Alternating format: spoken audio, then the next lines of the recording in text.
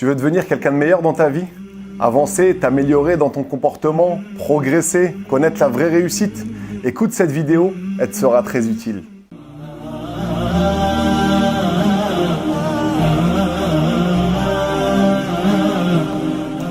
Alhamdulillah, wa salatu wa salamu ala rasulillah. Qui parmi nous n'a pas de manquement, n'a pas de défaut? Que tu sois jeune, âgé, pauvre, riche, faible, fort, de telle ou telle origine, peu importe. Généralement, tu sais très bien que sur certains points, ça ne va pas, que tu peux t'améliorer, faire mieux, aller de l'avant. Et ça doit même être un objectif pour toi dans ta vie, parce que si tu ne fais pas ça, si tu ne te corriges pas, tu ne vas pas évoluer et tu risques d'aller à ta perte et même de rater ta vie ici-bas et dans l'au-delà. Parce qu'après cette vie, qui est courte, il y a une continuité, ça ne s'arrête pas. Et il y a quoi de mieux dans la vie pour devenir quelqu'un de meilleur que la religion? Allah nous a envoyé des prophètes qui étaient des exemples pour nous, des gens à suivre. Il nous dit dans Surat Al-Ahzab, لَقَدْ كَانَ لَكُمْ فِي رَسُولِ اللَّهِ أُسْوَةٌ حَسَنَةٌ. C'est-à-dire, en effet, il y a dans le messager d'Allah un excellent modèle à suivre pour vous.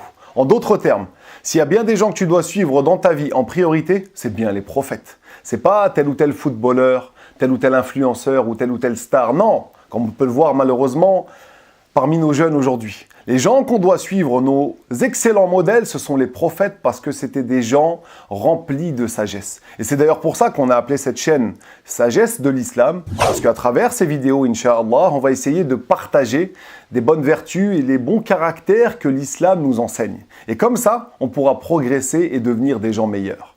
Parce que celui qui apprend et qui applique véritablement la religion, forcément, il deviendra quelqu'un de meilleur. Forcément, il va s'embellir intérieurement et ça va se voir dans son comportement.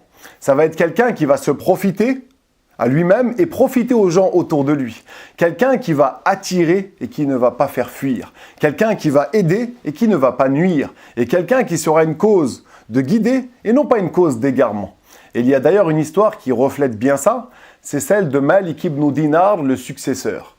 Les successeurs, ce sont des gens qui ont vécu après les compagnons. Il y a eu le prophète sallallahu alayhi wa sallam avec ses compagnons, des gens qui l'ont vu, qui ont cru en lui. Après les compagnons sont venus les tabi'in, les successeurs, des gens qui ont cru au prophète mais qui ne l'ont pas vu. Parmi eux, parmi ces derniers, il y a Malik ibn Dinar. Un jour, Malik ibn Dinar, ce savant, ce grand érudit très intelligent, était chez lui. Et un cambrioleur, un voleur est rentré chez lui pour voler, pour prendre ce qu'il y avait à prendre. Mais il n'a rien trouvé, parce que Malik ibn Dinar, c'était pas quelqu'un comme nous à notre époque, qui était attaché au matériel, au plaisir mondain. Non, c'était quelqu'un qui avait délaissé le bas monde, qui se concentrait uniquement sur l'au-delà.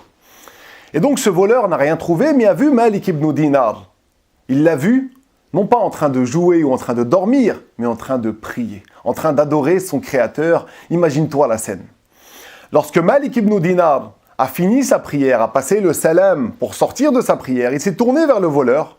Il était calme, il n'était pas pris par la panique. Et il lui a dit « Ji'ta tas'alu an mata'i dunya falam tajid, fahal laka fil akhirati min mata'» Tu es venu chez moi pour rechercher du bien, des provisions du bas monde. Mais est-ce que tu as des provisions pour l'au-delà? Regarde combien il était intelligent et sage dans sa réponse.